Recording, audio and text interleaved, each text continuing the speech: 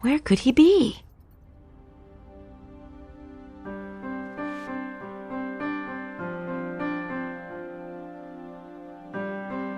It overlooks the street. Well, at least I can keep an eye on people while I'm working in here.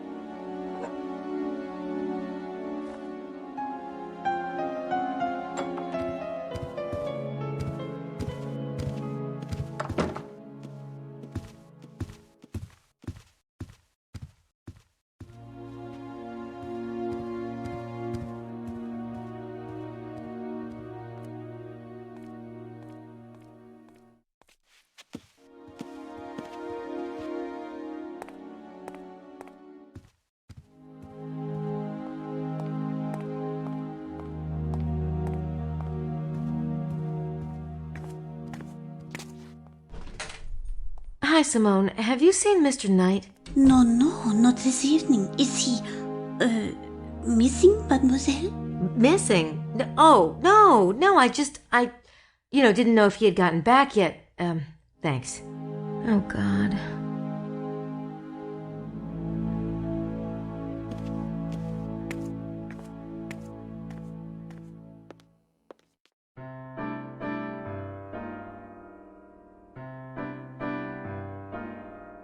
It's the Three Stooges, Curly, Moe, and Smutty.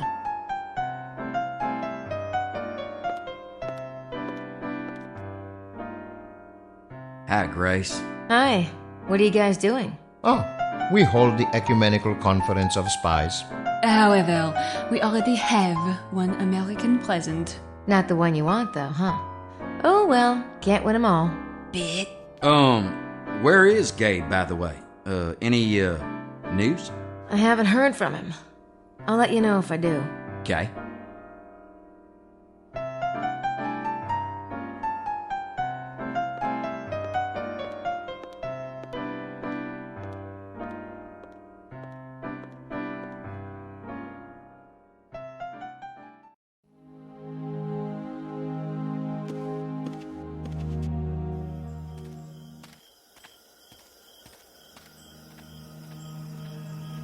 I wonder where he's going.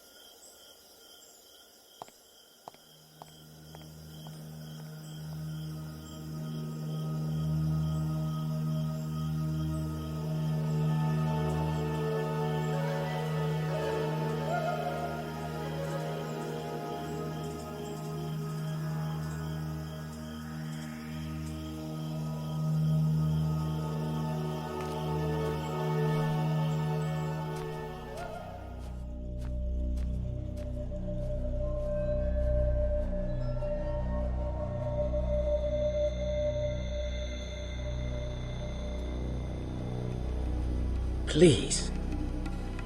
The reverence is not for you. I know that. You should not be here. You should not be anywhere near this place. They do not know I'm here. You had better hope not. We have enough to worry about with the baby. Has there been any confirmation that he's the Kanosh Kanaya? No, the signs are ambiguous. We won't know for certain until he's old enough to show his will. But if you do not know, they cannot know either. I'm certain they do not, but they will take his blood anyway. And it may be enough.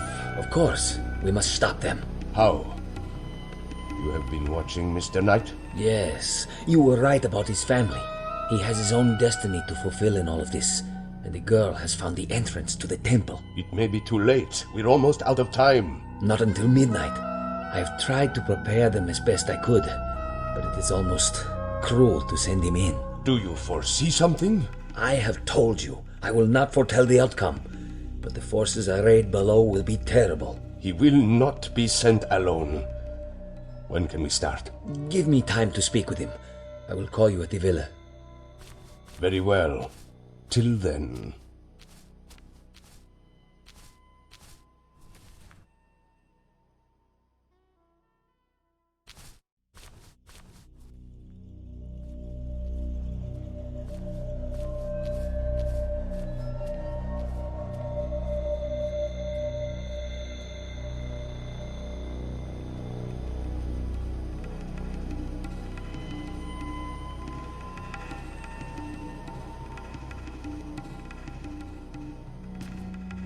Oh my god, what is going on?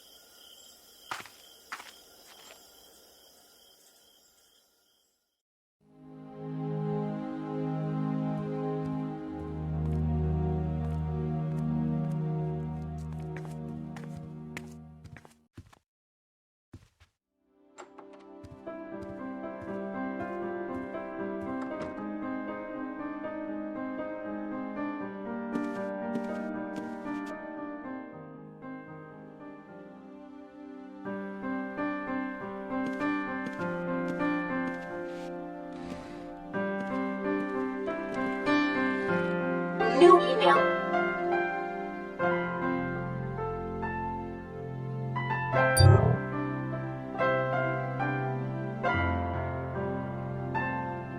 To mix blood distills gold.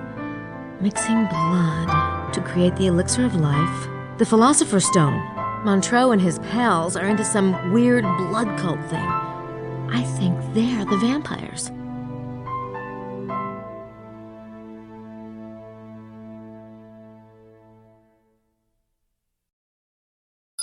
I don't need to print it.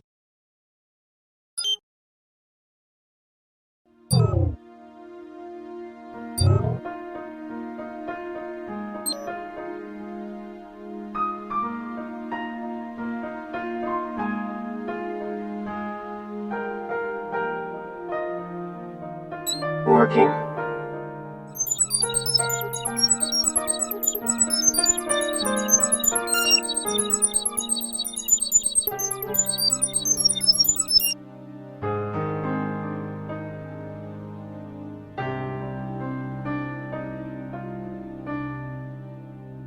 Estelle! She was the one who left Le Serpent Rouge?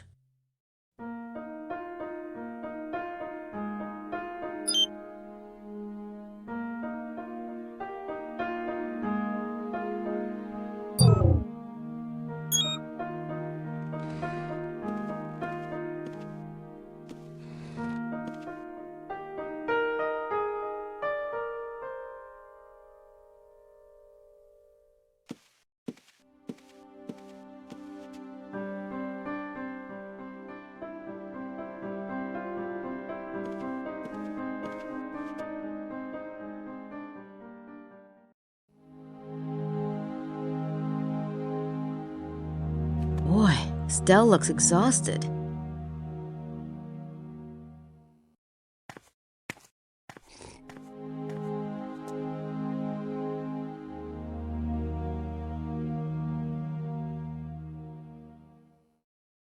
Estelle, I've been meaning to ask, you didn't lose this, did you?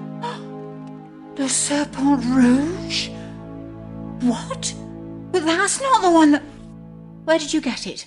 Don't you know? Why should I?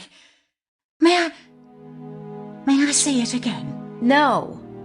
You left this riddle for me just like you left the book and all those notes, didn't you? What on earth are you talking about? Look, will you show me your copy? We have a copy too, you see, but we haven't made much headway. Yours looks quite different. Please, Grace. Please. I'll think about it.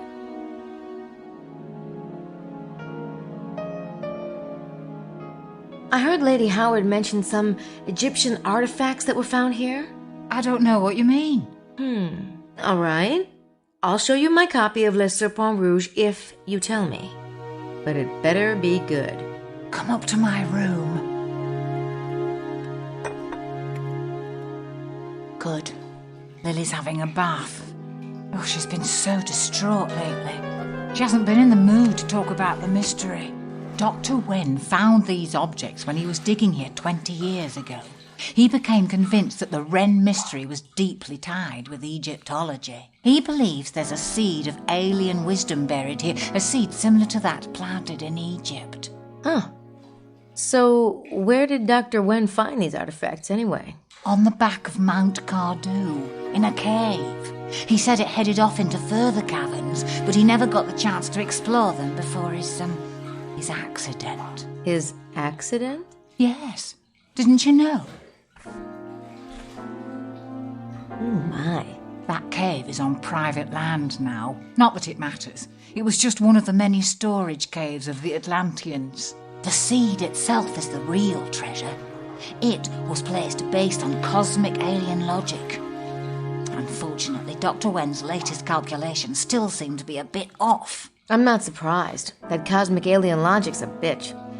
Can I just look at the pictures, please? Oh, of course. I'm sorry.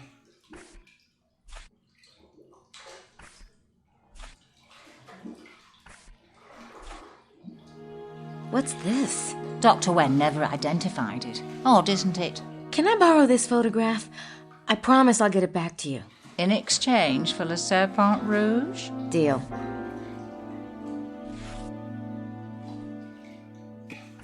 I better go.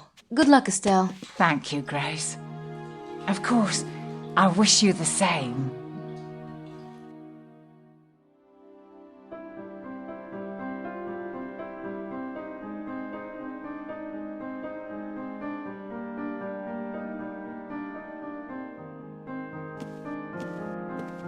Who is Emilio Baza? I think I'd better find out.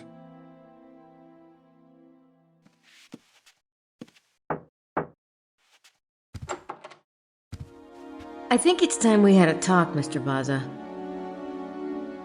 You left that copy of Le Serpent Rouge at the museum for me, didn't you? Yes. And the little notes at the center of the circle and the arms of the hexagram.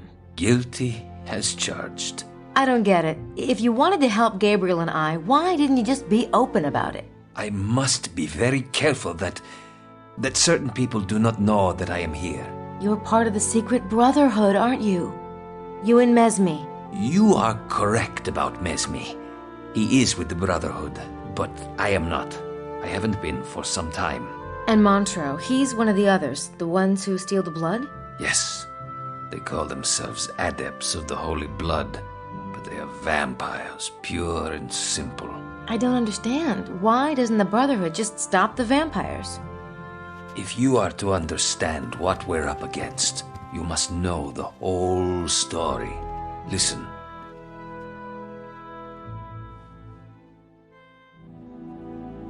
The secret brotherhood are the weavers of the bloodline. It is a process intricately linked to the stars.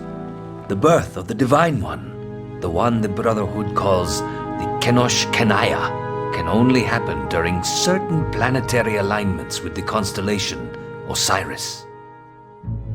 Just over 2,000 years ago was the last such configuration. The Brotherhood was expecting something profound.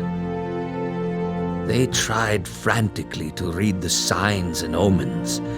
There were many branches of the bloodline, even back then. One was the House of David, and it was to this branch that the signs pointed. So the Brotherhood used their influence and a bit of magic to convince the current heir, Joseph, to marry his betrothed before the date prescribed by Jewish tradition. Mary conceived. The signs for the birth were auspicious, a conjunction of two planets, Jupiter and Mercury. This created a star, a certain sign of success. But the Jewish king, Herod, heard of the birth of a Davidic heir and threatened the infant's life. The Brotherhood took the family to Egypt, and the young god was reared there, tutored in the ways of the infinite. So Jesus was the Kenosh Kanaya? Oh yes, he was what we had awaited. The open portal between man and the infinite. The one who could see the fabric of the universe and alter it at will. Wow. But he was also a Jew. Jesus insisted on studying the Torah, learning his heritage. As he read the tales, he became convinced that he was the Jewish Messiah. From the Brotherhood's point of view, it was a limited ambition, and yet who were we to tell the Divine One what he was or was not? What happened? He returned to Jerusalem. A few of the Brotherhood went with him to watch over him. What we didn't realize, perhaps because we were not Jews, was that Jesus intended to fulfill the prophecies. All of them.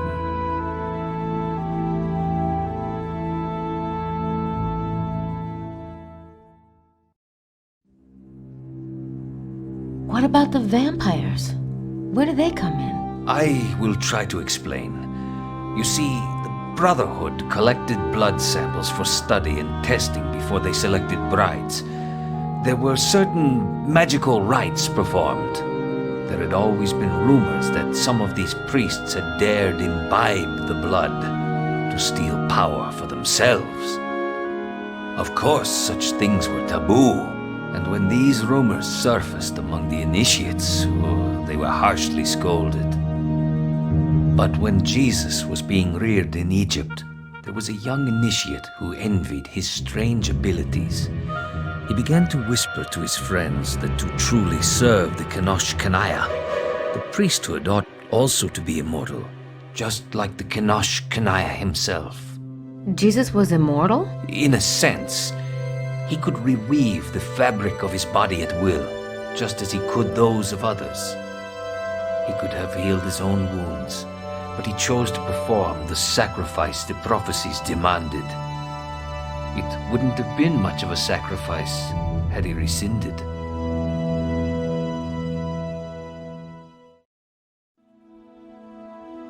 So what happened with the young initiate?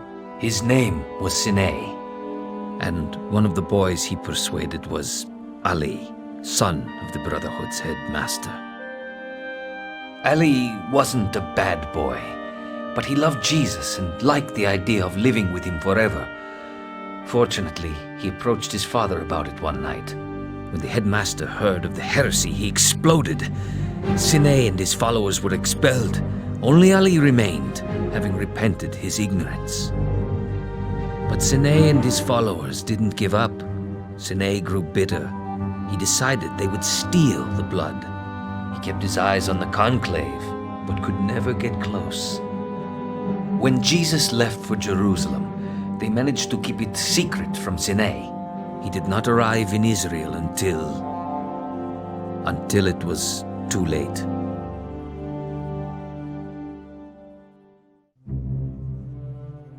So Sinai's group, the Adepts, are still after the blood. Even worse, they found it. Jesus had heirs, 2 sons. That was the one thing he did agree to do for the Brotherhood's sake. His sons were only human. They'd missed the window of Osiris, but they survived to have descendants. Now the window is open again. Yes, Is the baby, Charlie, the Kenosh Kanaya? we do not know. It depends on how well the vine has been woven. It depends on many things. Sadly, it may not matter. Where the Brotherhood has woven for 2,000 years, the adepts have tasted. The bloodline grew too broad for the Brotherhood to protect each descendant every minute. And as the vampires succeeded in stealing here and there, they grew in power and in corruption. They will resort to anything for the blood, blackmail, murder, even black magic. They've been mixing the blood as you have, but in their own bodies. Exactly. And they've been doing it for so many generations that they have changed, physically. It is a result of the blood, but even more, the result of corruption. You see, the power they have is stolen. It is not theirs. Even so, they are strong. The Brotherhood does not taste of the forbidden fruit. They're no match for the adepts anymore. And the baby's blood may be enough to tip them over the threshold, even if he's not all we think he might be. So, what will happen if they take his blood? Montreux will be king of the world, Rex Mundi incarnate. God. Ah, it's Gabriel. Thank heaven. Thank heaven indeed. We have quite nearly run out of time. May we meet in your room, Ms. Nakamura?